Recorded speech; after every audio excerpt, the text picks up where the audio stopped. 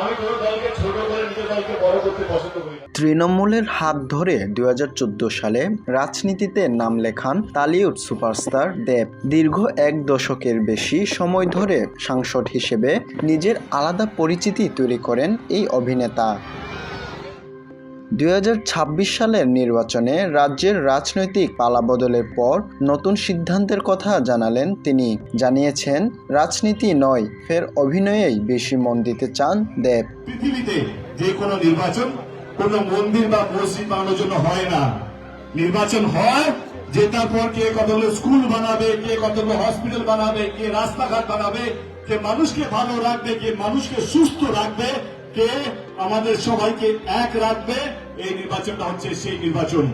বুধবার 6 এপ্রিল সন্ধ্যায় বিজেপির জয়ে সোশ্যাল মিডিয়ায় শুভেচ্ছা জানান সাবেক এই সাংসদ।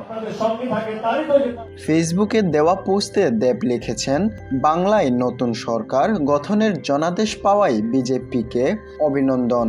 আমি আন্তরিকভাবে আশা করি সরকার আমাদের রাজ্যের অগ্রগতি, শান্তি ও উন্নয়নের জন্য কাজ করবে এবং জনগণের কণ্ঠস্বর যেন শোনা হয় তা নিশ্চিত করবে।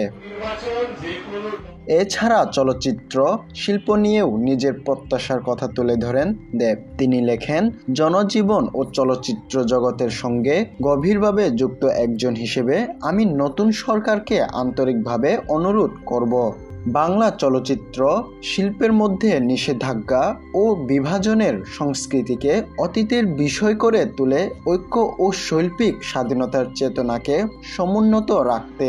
চলচ্চিত্র বাংলার অন্যতম শ্রেষ্ঠ পরিচয় এবং এর বিকাশ কেবল পারস্পরিক শ্রদ্ধা, সহাবস্থান ও সম্মিলিত অগ্রগতির মাধ্যমেই সম্ভব।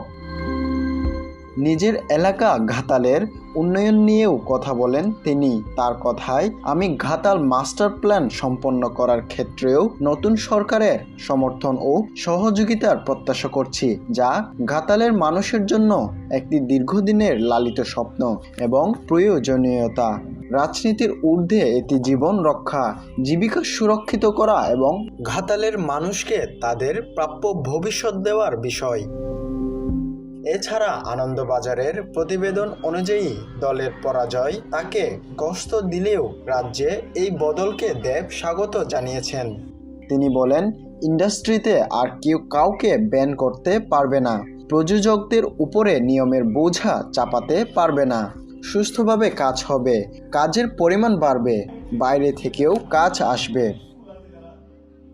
এরপর তিনি বললেন, রাজনীতিতে আর বেশি জড়াতে চায় না, আগের মতো মন দিয়ে অভিনয়টাই করতে চাই, এটাই বরাবর করে এসেছি। তার আশ্বাস বরাবর ইন্ডাস্ট্রির মঙ্গল করার চেষ্টা করেছি।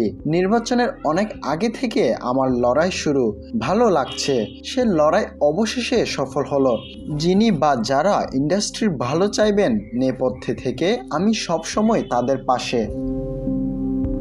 তবে তৃণমূলের পর্যায়ের পর ভাইরাল হওয়া কিছু ভিডিও ঘিরে ভক্তদের মধ্যে দেখা যাচ্ছে মিশ্র প্রতিক্রিয়া।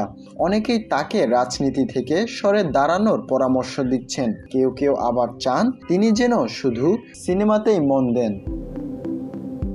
বিশ্লেষকদের মতে এই প্রতিক্রিয়ার বড় অংশই রাজনীতিক দেবকে ঘিরে, অভিনেতা কে নয়, কারণ অভিনয় জীবনে এখনও দর্শকদের কাছে সমান জনপ্রিয় তিনি।